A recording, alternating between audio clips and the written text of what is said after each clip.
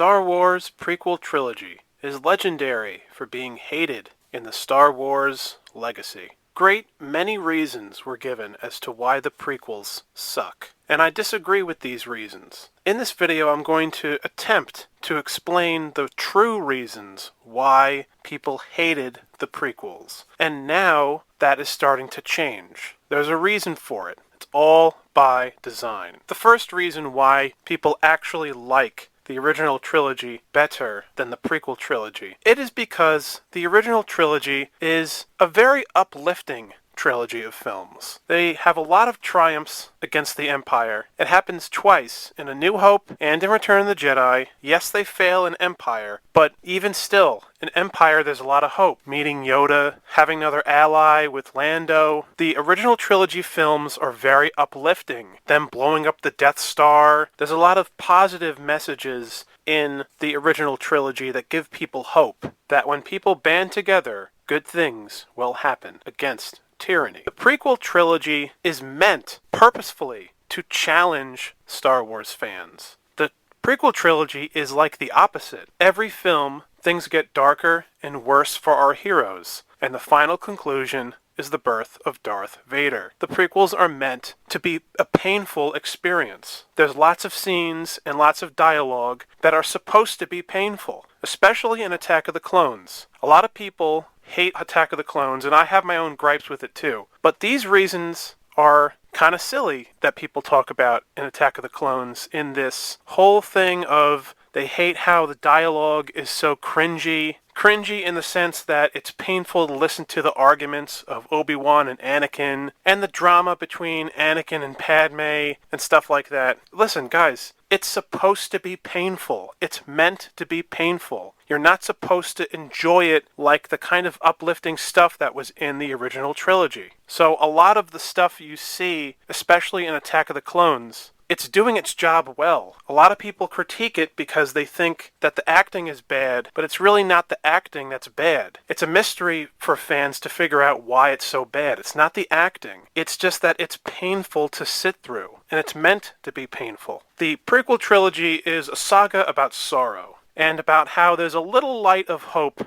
somewhere in the midst of all this danger and chaos. The original trilogy was about them finally defeating the Empire and restoring balance to the Force, and the redemption of Anakin Skywalker ceasing to be Darth Vader at the end of Return of the Jedi. The prequel trilogy was not meant to give you the same feeling that the original trilogy gave you. It isn't supposed to. It's not a retelling of the original trilogy. It's another glance at the full scope of the full story of the saga of Star Wars. Another reason that people don't realize why they despise the prequels is because they're more of a thinking man's kind of movies. The original trilogy films, however, yes, they had a complicated storyline with Luke, Obi-Wan, Yoda, and Vader, but everything else was pretty simple. You didn't really need to follow the plot too well to understand that the rebels are the good guys, the Empire are the bad guys, there are battles, they travel from ship to ship, and that's pretty much about it. They go on side missions and stuff where, they face off against Jabba the Hutt, and there's the bounty hunters. It's fairly simple, all the other stuff that happens in the original trilogy. The only stuff that's complicated is the stuff with Luke and Vader and stuff, whereas the prequel trilogy, like everything is complicated. It's meant to challenge you and to appreciate the full grasp of what makes them interesting and good is to think a little more about the plot, about the story, about the whole situation that is going to continue to get worse through the prequels. For instance, in the prequels, the lines between good and bad are very blurred, especially in Attack of the Clones and in Revenge of the Sith, especially with the character of Count Dooku, a character that used to be a Jedi, then turned Sith. He is a character that makes you wonder, whose side should you really be on? So they kicked that off in Attack of the Clones. Then it gets way worse in Revenge of the Sith. Whereas in the original trilogy, it's pretty clear that the bad guys are bad and the good guys are good. Yes, you can look at it deeper and question who's bad or good in the original trilogy, but as the way the films are presented, for the most part, you're meant to think that the good guys are the rebels and the bad guys are the Empire. The prequel trilogy was made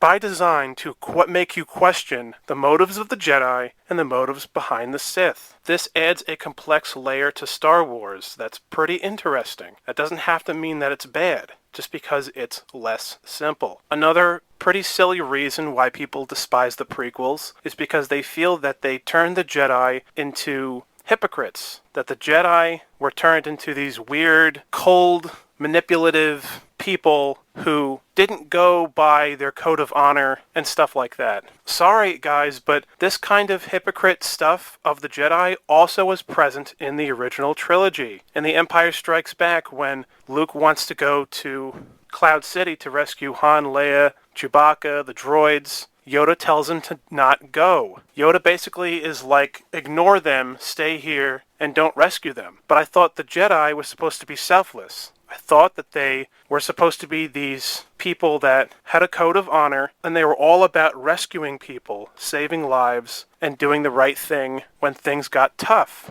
But Yoda is like, fuck that shit, stay here on Dagobah. And Luke's like, no, I don't agree with you. This is Yoda being weird and being a hypocrite, something Yoda continues to do in the prequel trilogy. For some reason, it's completely ignored by fans in The Empire Strikes Back, but yet it's talked about endlessly in the prequel trilogy, and people think it's only present in the prequel trilogy, and it's not. Another hypocritical moment of the Jedi in the original trilogy is with Obi-Wan. Obi-Wan lied to Luke in A New Hope and said that his father died. Yet, in Return of the Jedi, when Luke confronts him again about this, Obi-Wan said, what I told you was true, but from a certain point of view, which is one of the most fascinating lines in all of Star Wars. And I don't know how to feel either or about it, whether that's a good thing or a bad thing. I do think Obi-Wan, his intentions were good. The fact that he told Luke a lie, but at the same time, a Jedi is not supposed to lie. This is Obi-Wan being a hypocrite, where the lines of good and bad are blurred.